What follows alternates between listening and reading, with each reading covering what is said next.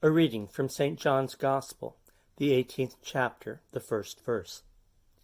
After Jesus had spoken these words, he went out with his disciples across the Kidron Valley to a place where there was a garden, which he and his disciples entered.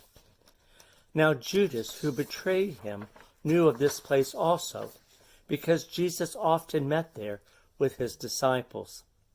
So Judas brought a detachment of soldiers to gather with the police from the chief priest and the Pharisees, and they came with lanterns, torches, and weapons. Then Jesus, knowing all that was to happen to him, came forward and asked them, "Whom are you looking for?" They answered, "Jesus of Nazareth." Jesus replied, "I am he." Judas, who betrayed him, was standing with them. When Jesus said, "I am he," they stepped back and fell to the ground. Again, Jesus asked them, "Whom are you looking for?" And they said, "Jesus of Nazareth."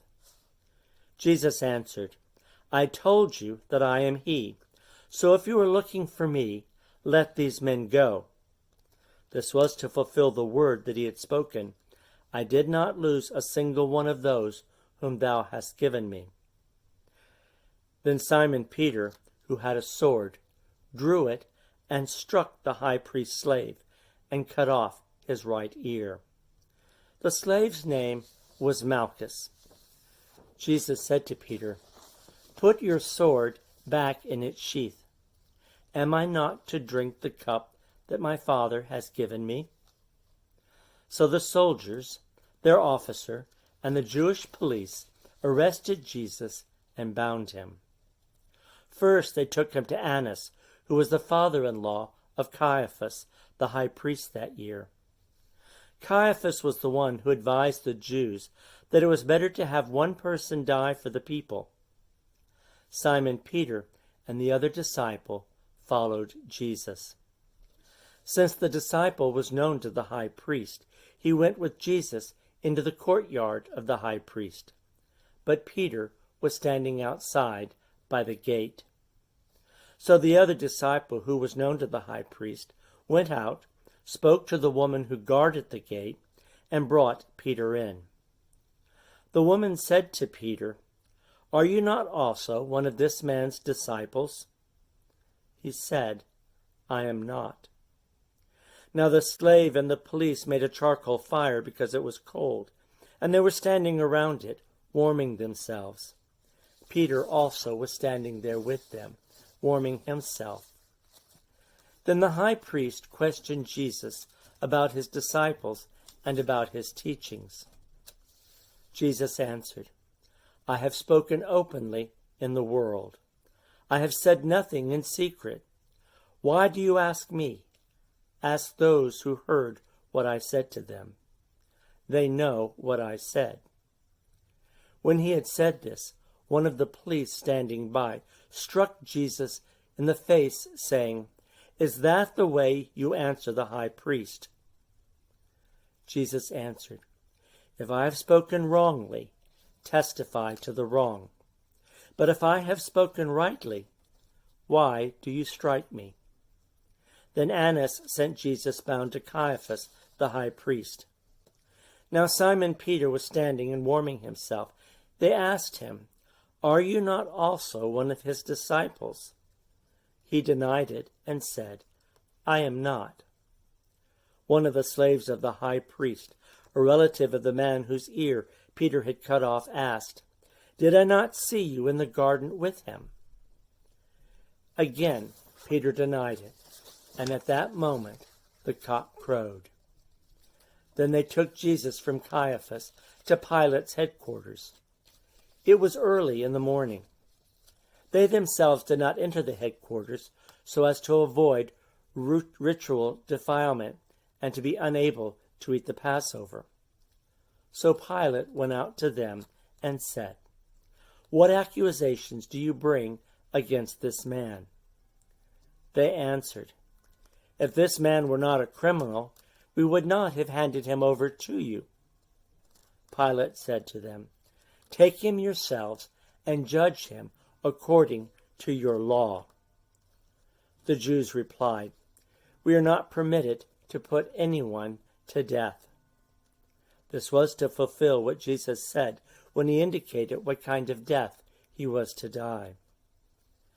Then Pilate entered his headquarters again, summoned Jesus, and asked him, "Are you the king of the Jews?" Jesus answered, "Do you ask this on your own, or did others tell you about me?" Pilate replied, "I am not a Jew, am I? Your own nation, the chief priests, have handed you over to me. What have you done?"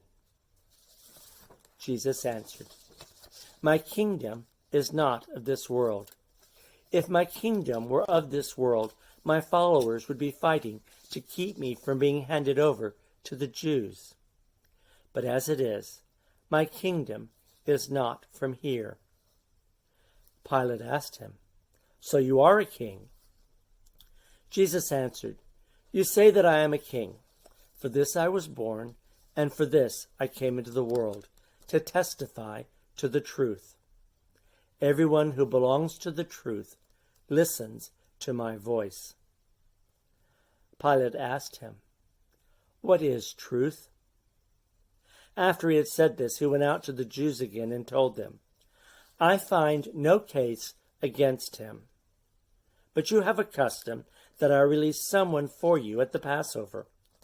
Do you want me to release to you the King of the Jews?" They shouted, "Not this man, but Barabbas." Now Barabbas was a bandit. Then Pilate brought Jesus and had him flogged. And the soldiers wove a crown of thorns and put it on his head. And they dressed him in a purple robe. They kept coming up to him, saying, "Hail, King of the Jews!" and striking him on the face. Pilate went out again and said to them, "Look, I am bringing him out to you to let you know that I find no case against him." So Jesus came out wearing the crown of thorns and the purple robe. Pilate said to them, "Here is the man." When the chief priest and the police saw him, they shouted, "Crucify him! Crucify him!" Pilate said to them, "Take him yourselves and crucify him. I find no case against him." The Jews answered him, "We have a law, and according to that law he ought to die because he is claimed to be the Son of God." Now when Pilate heard this, he was more afraid than ever before. He entered his headquarters again and asked Jesus, "Where are you from?" But Jesus gave him no answer. Pilate therefore said to him, "Do you refuse to speak to me? Do you not know that I have power to release you and power to crucify you?" Jesus answered him, "You would have no power over me unless it had been given to you from above. Therefore, the one who handed me over to you is guilty of the greater sin." From then on, Pilate tried to release him. But the Jews cried out, "If you release this man, you are no friend of the emperor. Everyone who claims to be a king sets himself against the emperor." When Pilate heard these words, he brought Jesus out and sat on the judge's bench at a place called the Stone Pavement, or in Hebrew, Gabbatha. Now it was the day of preparation for the Passover, and it was about noon. Pilate said to the Jews, "Here is your king." They cried out, "Away with him! Away with him! Crucify him!" Pilate asked them, "Shall I crucify your king?" The chief priests answered, "We have no king but the emperor." Then Pilate handed Jesus over to them to be crucified. So they took Jesus, and carrying the cross by himself, he went out to what is called the place of the skull, which in Hebrew is called Golgotha. There they crucified him, and with him 2 others, one on either side, with Jesus between. Pilate also had an inscription written and put on the cross. It read, "Jesus of Nazareth, King of the Jews." Many of the Jews read this inscription because the place where Jesus was crucified was near the city, and it was written in Hebrew, in Latin, and in Greek. Then the chief priest of the Jews said to Pilate, "Do not write the King of the Jews, but rather, 'This man said, I am King of the Jews.'" Pilate answered, "What I have written, I have written." When the soldiers had crucified Jesus, they took his clothes and divided them into 4 parts, one for each soldier. They also took his tunic. Now the tunic was seamless, woven in one piece from the top. So they said one to another, "Let us not tear it, but cast lots for it, and see who will get it." This was to fulfill what the scripture says, "They divided my clothing among them, and for my clothing they cast lots." And that's what the soldiers did. Meanwhile, standing near the cross of Jesus were his mother and his mother's sister, Mary, the wife of Cleopas, and Mary Magdalene. When Jesus saw his mother and the disciple whom he loved standing there, he said to his mother, "Woman, here is your son." Then he said to the disciple, "Here is your mother." And from that hour the disciple took her into his own home. After this, when Jesus knew that all was now finished, he said, in order to fulfill the scripture, "I am thirsty." A jar full of sour wine was standing there. So they put a spongeful of the wine on a branch of hyssop and held it to his mouth. When Jesus received the wine, he said, "It is finished." Then he bowed his head and gave up his spirit.